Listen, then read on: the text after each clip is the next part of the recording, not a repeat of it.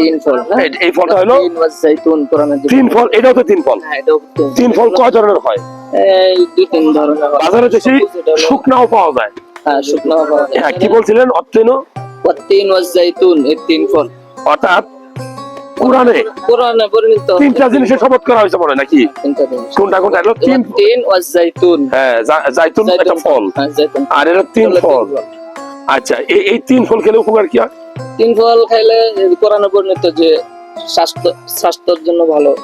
সহজ করে বলি, নবীজির পছন্দের খাবার ছিল এই তিন ফল। খাওয়ার চেষ্টা করবেন, নিজে খাবেন, নিজের বাবা মাকে খাওয়াবেন, সন্তানকে খাওয়াবেন, যারা কিনে খাইতে পারে না তাদেরকে খাওয়াবেন। এটা আল্লাহর নিয়ামত। আমরা আছি তাইফ শহরের, এটা আল সাফা এই অঞ্চলটাতে। এটা মূলত বলা হয় যে এই ফল যদি কেউ খায় তাহলে তার শরীরে কোনো রোগ হবে না বা রোগ থেকে সে দূরে থাকবে। আসলে আল্লাহর ইচ্ছায় সবই হয়, আল্লাহ চাইলে তো সবই সম্ভব। যাই হোক, আমাদের নবীজি পছন্দ করতো, আমাদেরও পছন্দ হওয়া উচিত, এটা সুন্নত হওয়া উচিত নাকি?